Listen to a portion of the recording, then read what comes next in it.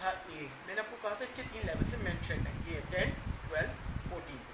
इससे पता चला ए के 3 लेवल्स हैं, जो कि हम पहले जब बेसिक डिज़ाइन पढ़ते थे तो ट्रीटमेंट कहलाते थे। और ये हमारा वो फैक्टर होता था, ये केमिकल कोई हो सकता था, ये कोई ब्लॉक हो सकते थे, या सेक्ट्रा कोई वैरायटीज़ वगैरह हो सकती थी। अब ये हमारा पर्सन कार्बोनेट वही फैक्टर है, मगर ट्रीटमेंट ABC की बजाय उसके मुख्तलिफ लेवल्स हैं कि अगर हमारा कार्बोनेट का लेवल 10 होगा तो फिर हमारे पास रिजल्ट क्या आएगा, 12 होगा तब क्या रिजल्ट आएगा, 14 होगा तो रिजल्ट क्या आएगा। ये 3 लेवल्स हैं।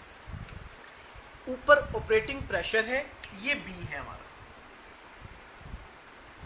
इसके 2 लेवल्स हैं, 25, 30। अब 25 लिखा हुआ है, इसके नीचे आप देखें 2 कॉलम्स आ रहे हैं, ये 25 200 के साथ भी है, ये 25 250 के साथ है। इसका मतलब है ये जो पहली रीडिंग्स आ रही हैं ये 25 की 200 के साथ है, ये यहाँ पर भी है, और 25 इसके साथ भी है। इसी तरह 30 इसके साथ भी है, 30 इसके साथ भी है। 2 लेवल्स हो गए हमारे पास बी के। इसके बाद आ रहा है जी लाइन स्पीड सी, ये 2 बार लिखा हुआ है। इसके बेसिकली 2 लेवल्स इसलिए क्योंकि एक बार इसे 25 के साथ आना है, एक बार इसमें 30 के साथ आना है, इसी तरह से 10 के साथ भी आना है, 12 के साथ भी आना है, तो ये अलग अलग है। लाइन स्पीड के 2 प्रेशर हैं जी, 200, 250, फिर इसी तरह 30 के साथ 200, 250। ये डाटा दिया हुआ है। अब हर टेबल के अंदर एक वैल्यू आनी चाहिए थी, ये 2 वैल्यूज आई हैं। इसकी वजह यह है कि यहाँ 2 रेप्लिकेट्स शुरू किए गए हैं। कई बार होता है ब्लॉक्स होते हैं, वो अलग अलग ब्लॉक्स दे देता है इस पेपर में आपको सवाल में, कई बार वो आपको रेप्लिकेट्स दे देता है, वो भी अलग-अलग भी हो सकते हैं, कंबाइन भी। ये यहाँ पर कंबाइन है, वो अकॉर्डिंगली आपको सवाल अगले जब आएंगे तो उसके साथ साथ गाइड करता जाऊंगा। ये रेप्लिकेट्स हैं। अब हमने करना क्या है, सबसे पहले जब पेपर में आपका सवाल आएगा, सुबह डिस्कशन हो चुकी है, आपने यहाँ से अपना करेक्शन फैक्टर वगैरह मालूम करना। तो करेक्शन फैक्टर मालूम करना, करेक्शन फैक्टर का फार्मूला क्या होता है, तमाम वैल्यूज का टोटल। यहाँ पर 3 वेरिएशंस हैं, A, B, C, इनके सम जो है उनकी वेरिएशन होगी I, J, K। और रेप्लिकेट भी है तो वो भी तो जमा होना है, उसकी वेरिएशन को हम R से लिख सकते हैं, N से लिख सकते हैं, और ये J, K, L। आपने क्या करना है, तमाम वैल्यूज का स्केयर जमा करना है, इनका स्केयर करना है और वैल्यूज की तादाद पे डिवाइड करना है। वैल्यूज की तादाद कैसे मिलेंगी, आपने देखना है A के कितने लेवल्स हैं, 3, B के कितने लेवल्स हैं, 2, C के 2 लेवल्स हैं, ये 4 नहीं है, ये रिपीट हो रहे हैं। A, B, C और रेप्लिकेट्स आई हैं, कैसे पता चलेगा, क्या एक डब्बे के अंदर एक ही वैल्यू है या एक से ज़्यादा है। अगर एक से ज़्यादा है, 2 है तो 2 रेप्लिकेट्स, 3 है तो 3 रेप्लिकेट्स हैं, 4 है तो 4 रेप्लिकेट यूज हुए। इसको हम N से डिनोट करते हैं, यहाँ इसकी वैल्यू 2 है।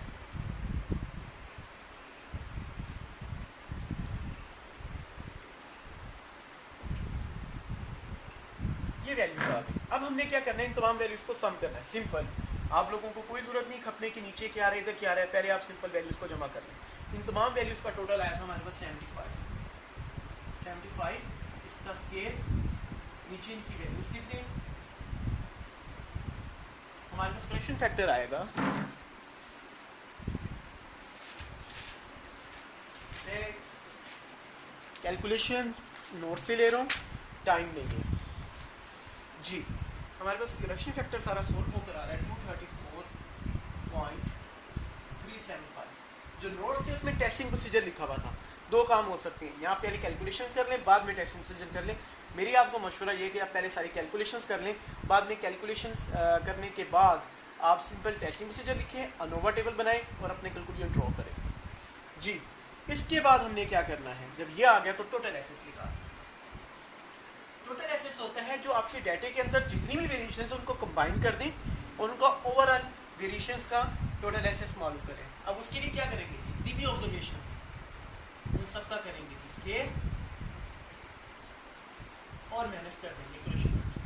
अब ये कौन सी वैल्यूज है जिनका स्केयर करना है, ये वाली -3, -1, 0, 1, 5, 4, -1, 0, 2, 1, इन तमाम वैल्यूज का करना है आपने स्केयर।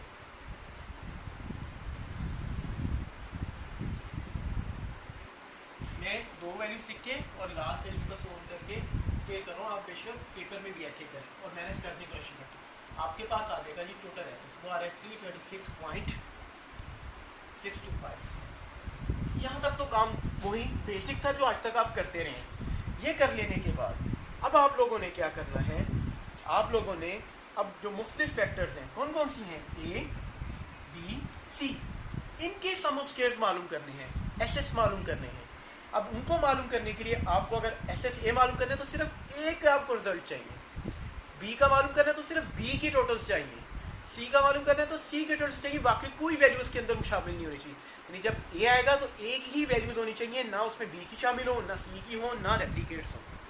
तो उसके लिए आप क्या करेंगे, आप इस तरह से सम करेंगे A के आगे वैल्यूज को, A के लेवल्स के आगे वैल्यूज को, कि आपके पास सिर्फ A का ही टोटल मौजूद हो। अब उसके लिए क्या करना है, ये देखिए, ये पहला लेवल है A का 10, आपने इसके आगे जो टोटल हासिल करेंगे वो सिर्फ 10 का आएगा। उसके लिए ये जो वैल्यूज हैं जिनको मैं सर्कल कर रहा हूँ, इनको क्या करेंगे, तमाम को जमा कर देंगे। अगर आप जमा करें तो इनका आंसर आ रहा है मेरे पास, टाइम शॉर्ट है, वीडियो इतनी लंबी बनती नहीं है, तो डायरेक्ट टोटल सीखो। इसी तरह 12 के लिए इन तमाम वैल्यूज को जमा करेंगे, इनका टोटल आ जाएगा 20, सेवला टोटल आ जाएगा 54, ब्लैक टोटल 75। अब आपने क्या करना है, देखिए हो गया। तो अगर आप B का सिर्फ टोटल निकालना चाहते हैं, तो ये याद रखिएगा B के दो लेवल्स हैं, एक 25 है, एक 30, तो सिर्फ दो आंसर आने चाहिए B के, एक 25 के लिए, एक 30 के लिए। उसके लिए क्या करेंगे, ये जो दो डब्बे हैं 25 के नीचे, इनका पहले आप अलग-अलग सम कर लें और इनका ओवरऑल सम करें, तब सिर्फ 25 का सम आएगा। उसके लिए क्या करेंगे, इन तमाम वैल्यूज को पहले सम करेंगे, वो आ रहे हैं इसका 6, इसका आ रहा है 15, इनका ग्रैंड टोटल जो है वो सिर्फ 25, इसका सम आएगा वो है 21। इसी तरह इनको सम करेंगे तो हमारे पास ये टोटल आ रहे हैं जी 20 और 34, इनका ग्रैंड टोटल 54 आ रहे हैं, ये 30 का सम आ गया। अब इसी तरह C का सम निकालेंगे, C का सम निकालना है तो मुझे 200 की जितनी वैल्यूज है, क्योंकि C के दो लेवल्स हैं, एक है 200, एक है 250, तो मुझे सिर्फ एक आंसर चाहिए 200 का C के लिए, क्योंकि C के आंसर चाहिए सिर्फ, और दूसरा मुझे आंसर चाहिए सिर्फ 250 का। अब अगर मुझे 250 का आंसर निकालना है तो जितनी भी 250 की वैल्यूज है वो अगर 6 जगह पे मुख्तलिफ जगह पे लिखी, मुझे 6 की 6 जगह पे उसको जमा कर देना कंबाइन करके।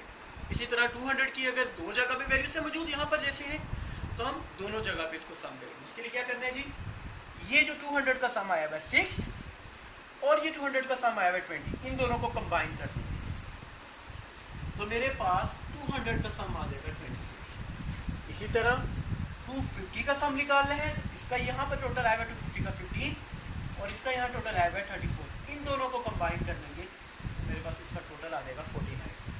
अब नेक्स्ट क्या होगा जी, SS निकालना है हमने A, sum of square of A। उसके लिए क्या करेंगे, A के जो टोटल्स आए हैं जस्ट उनका स्क्वायर कर दें, डिवाइड करें। डिवाइड किस पे करना है, ये टोटल किन वैल्यूज के हैं, देखिए A के तो आंसर टोटल नहीं हुए, A की वैल्यूज 10 का भी आंसर पड़ा है, 12 का भी आंसर पड़ा है, 14 का भी आंसर पड़ा है। इसका मतलब है A का कोई लेवल जमा नहीं हुआ, वो ख़त्म नहीं हुआ, वो मौजूद है। तो इसमें जो वैल्यूज टोटल हुई हैं उन पे डिवाइड करते हैं। रूल ये होता है जो वैल्यूज जमा होती हैं उनका ही स्केल करना है, उन्हीं को उनकी तादाद पे डिवाइड करना है। तो जमा कौन सी हुई है, B के लेवल, C का लेवल और जो रेप्लिकेट्स हैं, हर वैल्यू दो दो बार है खाने में, हमने इनको A के सम जो वैल्यूज आई हैं उनको इनके डिवाइड करना। तो यहाँ पर आएगा B C N minus question factor. Notes आपको शेयर कर दिए जाएंगे, मैं डायरेक्ट इसका आंसर आपके साथ लिख रहा हूँ, शेयर कर रहा हूँ। वो हमारे पास आया है 252.75। इसी तरह फिर SSP लिख लेगा,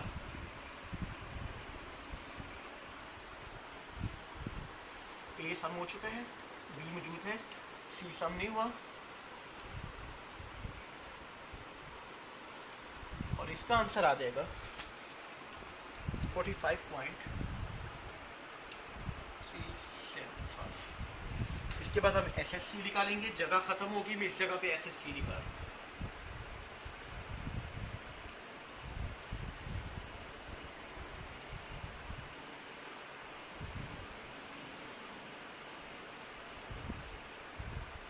फार्मूला मैंने उस वक्त समझा दिया था, इससे ज़्यादा डेप्थ में फार्मूले के नहीं जा रहा। ये भी है जी, गलती होगी लिखने में, थोड़ा सा प्रॉब्लम है, स्टैंड नहीं है मेरे पास, ना ही मार्केट से मिल रहा है इस वक्त, कोशिश कर रहा हूँ कि मिल जाए। इस वक्त मैं हर की साइड टेबल यूज़ कर रहा हूँ एज अ स्टैंड। ये हमारे पास SSC आ गया। अब ये जो ABC हैं ये जो ए बी सी हैं ये हमारे हैं मेन इफेक्ट। ये क्या कहलाते हैं जी? Main effect. इनको याद रखें आप। जब आप ए फैक्टर, एक सिंपल फैक्टर जो होता था, जैसे हमारा कोई केमिकल था या कोई वैरायटी थी, उसके नीचे जो ट्रीटमेंट आते थे ए बी सी डी, ये कहलाते थे हमारे सिंपल फैक्टर। पहले आपको नहीं पता, मगर आप ये समझ लें कि वो हमारे सिंपल फैक्टर, यानी किसी फैक्टर के जो लेवल्स हैं अगर आप जस्ट उनको स्टडी कर रहे हो तो वो, या सिंपल फैक्टर जो है वो हमारा सिंपल फैक्टर। मगर जब मुख्तलिफ फैक्टर्स एक साथ आएंगे, उनको साथ साथ स्टडी कर रहे हो, तो इंडिविजुअल फैक्टर जो है ए बी सी वो मेन इफेक्ट हैं, और जब वो आपस में कंबाइन होंगे, जाहिर बात है डाटे में ए भी मौजूद है, बी भी मौजूद है, सी भी मौजूद है, तो इनकी ज्वाइंट वैल्यूज भी आएंगी, तो इनके ज्वाइंट फैक्टर्स भी आने हैं। तो वो कौन कौन से हो सकते हैं? वो दो दो भी हो सकते हैं, वो तीन तीन के भी पेयर हो सकते हैं। जो दो दो के पेयर हैं A B, A C, B C, उनको बोलते हैं फर्स्ट ऑर्डर इंटरेक्शन फैक्टर्स। और जो तीन तीन के हैं, जैसे यहाँ पर मैं आपको लिख के दिखा रहा हूँ ए बी सी, ये तीन फैक्टर्स का एक इफेक्ट है, इसको बोलेंगे second order interaction fact. Up to सोन, अगर चार का होगा तो उसको बोलेंगे थर्ड ऑर्डर इंटरेक्शन फैक्ट। इसी तरह आप बढ़ाते जाएं। अब शहरी का टाइम होने वाला है, फिलहाल आज के लिए शहरी से पहले इतनी वीडियो, शहरी के बाद में इसका बकाया दूसरा हिस्सा अपलोड करूँगा। तब तक के लिए शुक्रिया। काइंडली चैनल को लाइक करें। अल्लाह हाफिज़।